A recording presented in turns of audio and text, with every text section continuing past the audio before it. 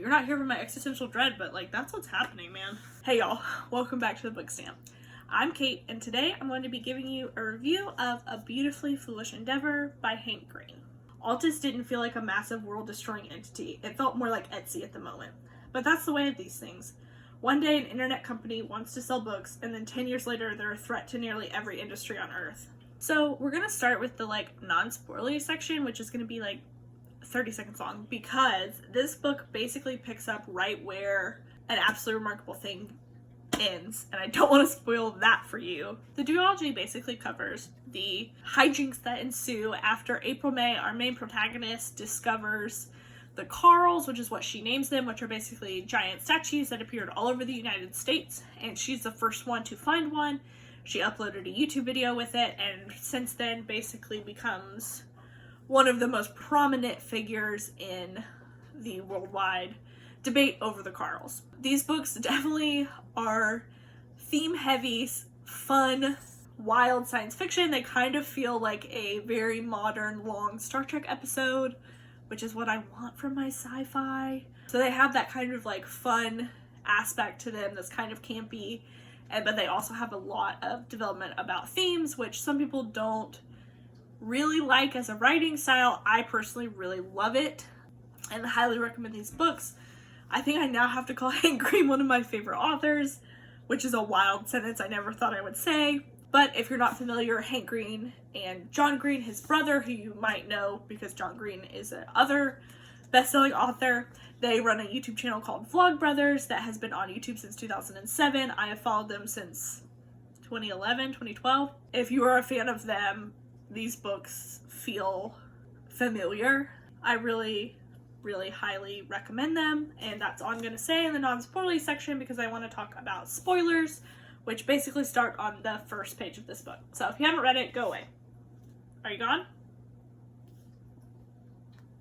Good, you're gone. Thanks.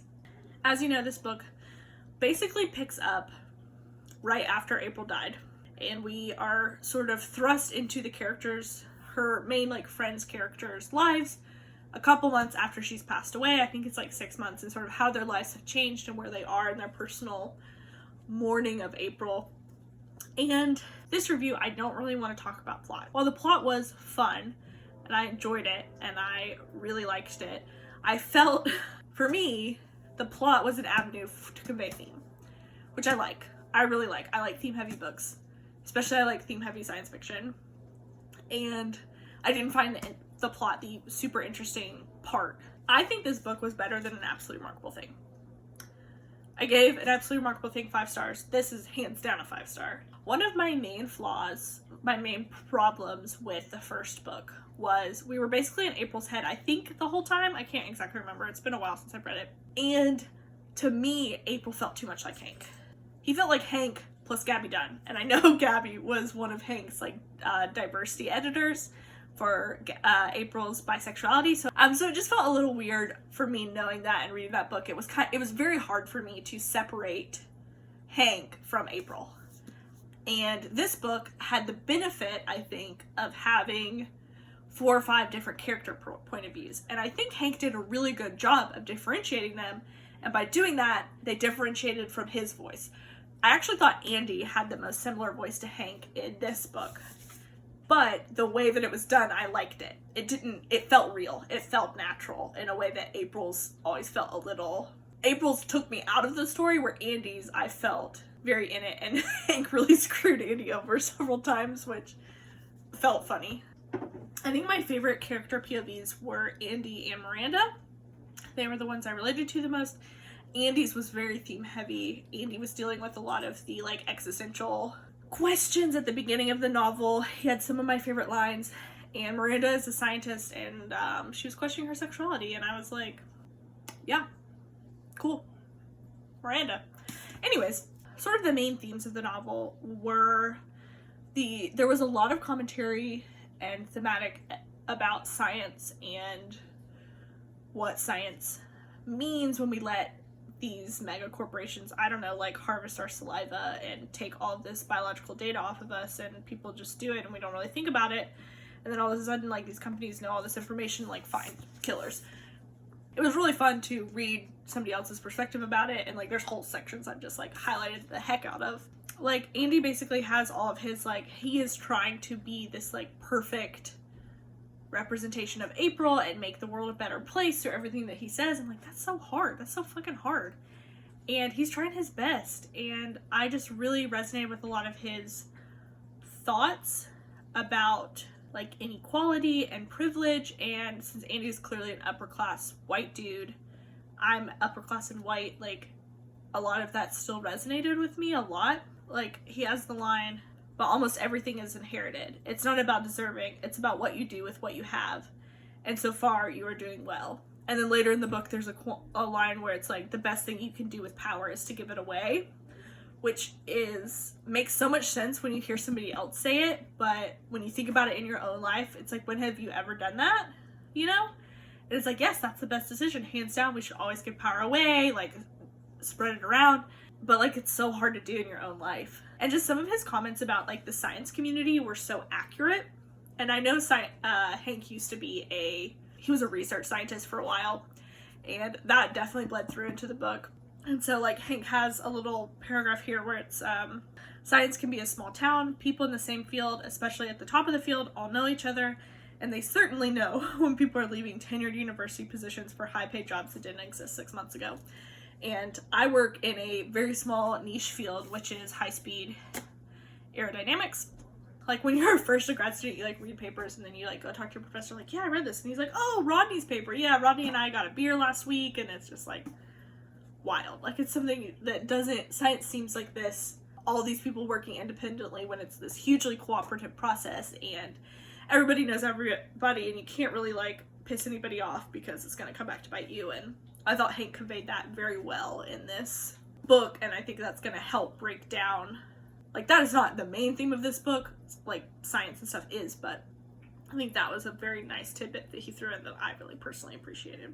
And then there's, like, all of Miranda's, like, questions about her sexuality and her going through that process that I found were just really great, and he puts it in Andy's too, and I know, like, that's something that Hank dealt with for a while and went through himself, even though he considers himself, I think, to be straight now. That's like what I've heard. There was just a lot of that process that I found was very well written, and I was watching somebody else's review of an absolutely remarkable thing, and they were like, how did this straight white man like write this bisexual teenage girl so well? And it's just like, if you know Hank, it makes a lot of sense. But I thought Andy had some of the best like lines. One of my favorites was Andy's talking about like how he doesn't like religion or church, but he likes other aspects of it, which, as someone who grew up in the church and is a heathen now, don't tell my mom, I think she stopped watching these videos. But he says, what I wanted was the part where people were asked to get together once a week to talk about how to be a good person and like hang out with their neighbors. And then he says, then on the other hand, I doubt anything short of the threat of eternal damnation would get me out of bed on Sunday morning. Which, like, now that I don't get up earlier than I got up for school, for church, my life, I can't imagine doing that again. Like, I can't imagine being at church at 7 in the morning anymore. But I used to. I thought that his decision about the Carls and how the Carls worked was very unique. I would never think of personally, and I found it very clever. And then there's also a lot of commentary about capitalism and sort of uber giant corporations, and are they a net good for the world? The book says no. I also agree, because you basically have this giant corporation that is basically creating their own type of money that only you can use in their platform, and you can only basically mine it like cryptocurrency, and it all felt very current. And there were some digs to Amazon that I really appreciated, even though I bought this book on Amazon, which is some like real irony, true irony right there. One of the lines from the book is, here's what I know about internet media companies, which, to be clear, Altus was going to become. They will do whatever they can to make money. Oh, certainly they're all run by idealistic sounding progressives, but when it comes down to whether or not to use their customers to make money, they will do it. And then there's also like the idea of having your data mined, which I think is something that we've all accepted as a part of our life, but it's something I don't like to think about. Like, I don't like to think about how my Google Home is probably listening to me right now, where Miranda's saying, I was absolutely not going to welcome a private company into me. What could they do with that power? Plenty. My mind got exhausted just running through the possibilities. I was pissed off enough about what Facebook did with my personal data. I wasn't going to give a bunch of startup bros access to my literal mind, which... Team Miranda. Like, there's not teams in this book, but she's my favorite. Power is one of the major themes in this novel, but it's really looked at from a much more, like, modern perspective where, you know, compared to, like, Game of Thrones, where Cersei is about to kill Birdman. I forget his name. But he's talking about how knowledge is power, and Cersei's basically about to slit her throat, and she's like, no, power is power. Which I think is powerful. It says a lot. But looking at power through the context of internet startups and media companies and what technology can do and how it can continue to consolidate money in the hands of the rich and leave the rest of us behind is an exploration that I think the world needs, because I don't think it's how we in a modern context look at power, and it's how it should, because it's how it is. Like, it's so hard to grasp how much power Amazon has over everything. Like, even in the booktube community, like, we talk all the time about how, you know, we should support indie bookstores and blah, blah, blah, but, like, Amazon owns Goodreads. I'm still pissed that Amazon owns Goodreads and it's such a shitty app. But, like, they own Goodreads. They have all of that data about my reading habits, and, like, they still suggest me shitty books, but, like, they're gonna do something with it one day, and, like, we're all connected through Amazon. Like, almost every website, including, like, government ones, are hosted on Amazon servers, and it's just, like, we need to be looking at power through this lens, and, like, that's what Hank is trying to tell us through this book, and I just don't think the world is really, we're so consumed about, like, the presidential election that we don't look at, like, how much power Zuckerberg and Bezos have, and what those companies can do with all of the data that they have on us. Like, it's amazing that we can build hypersonic aircraft off 6 data points. What can Facebook do with the wealth of data that they have on us? Like, again, you're not here for my existential dread, but, like, that's what's happening, man. And, like, they're just, I said, like, in an earlier review that I didn't want to do just, like, totally gushy, like, love reviews, but this is my second one I'm doing, because I did one for Red, White, and Royal Blue. Speaking of critique, I have heard that, like, a lot of people don't like the writing style. I loved it. I found it so easy to read, so engrossing in the characters. I really enjoyed it. Love to read more books written like this. If you have any recommendations, please let me know. It's not flowery, beautiful writing by any means. Like, there are so many sections that just have, like, stuff in, like, numbered lists or bullet points and stuff like that, which, as a scientist, like, that's how my brain works to a large extent. I really enjoy it.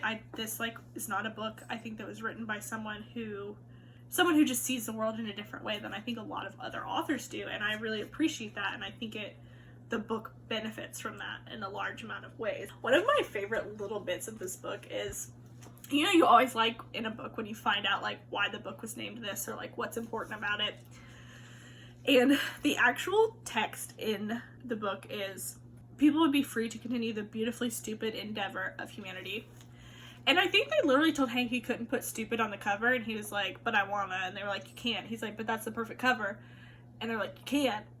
But he'd already decided that this is what he wanted on the cover, so he changed it to foolish. Somebody tell me if that's really what happened, because I'm sure Hank's talked about it. It doesn't seem like something you would talk about. But I just found it so funny. But really, I think the theme of the entire book, the entire duology, is really summed up with, it might be that saving the world is idiotically simple. Maybe we just need to connect and care for one another. But I don't know. Of course I don't know. When it comes down to it, when has humanity ever known what it's doing? We don't. I don't know what I'm doing in my life. April and Andy and Miranda and Maya didn't either.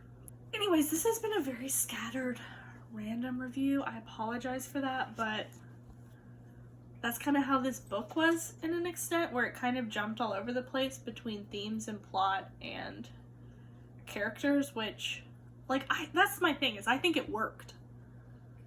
Like, I can see where a lot of other people might not like it, but I think it worked. So, that's kind of my conclusion. I guess we could also talk about, like, the pacing. The pacing was a little weird, where it's just kind of all over the place. Like, you have so many different things going on. You just have characters moving at very different speeds. Where you have Andy, he's kind of at, like, the same speed the whole time. He's suffering. He doesn't know what he's doing. He's trying so hard. Maya, like, has nothing to do. She's moving too fast, and Carl's like, whoa, slow the fuck down. And then Maya and April are just, like, together. Then Miranda is just, like, on her weird science quest where she's like, listen, weird shit's going down, I'm gonna be a part of it. Which, like, I get, girl. She's on her own thing. April is dead half the book, and then she wakes up and she's dealing with all of her, like, existential crises about essentially being disabled at this point. Not necessarily disabled, but she has, like, she's been disfigured, and she has to deal with losing the Carls and, like, losing Carl in the end. And so it's just kind of all over the place in the best way. Like, if you don't like a book like that, you probably won't like this. But I thought it really, really worked. And also there's great queer rep in this book, like, so good. We have, the first book really deals with April's sexuality and her being bisexual, but being sort of branded as a lesbian for political reasons, and her relationship with Maya and how that all falls apart, and then she sleeps with Miranda. The girl messy. She a messy bitch. She's not my favorite character, but I think she's better in this book. I do. I like her more. So we have April, and then we have Carl, who is considered non-binary through the novel. Carl uses they, them pronouns. The characters use they, them pronouns. While it's not, like, groundbreaking rep, I think it is good to sort of normalize they, them pronouns, and also break the idea that we have to gender robots and we have to gender ships and, like, things like that. So I think normalizing they, them is, like, really good. We have Maya, who is a Black lesbian, and you get to see a lot of her upbringing and how that sort of impacts her decisions and what she wants to do with her life, and how she deals with losing April, even though, like, their relationship was strained. And then we have Miranda, who, after she slept with April in the first book, which we don't really see her side of things, we get to see it in this book more, and we see her coming to terms with her sexuality and sort of trying to figure that out, while she's also trying to, like, stop a multi-billion-dollar company from destroying the world, you know, because, like, that's life. And then Andy even touches on sexuality themes for a while and, like, sort of talks about that at length. So in terms of queer rep, I definitely recommend this book. Hank does not identify as queer to my knowledge, so I would not consider this an own voices novel, but I do know that he had diversity editors on this and has been a ally of queer rights for a long time. So if you've read it, please let me know down below what you thought about it. Thanks, y'all. Come back soon.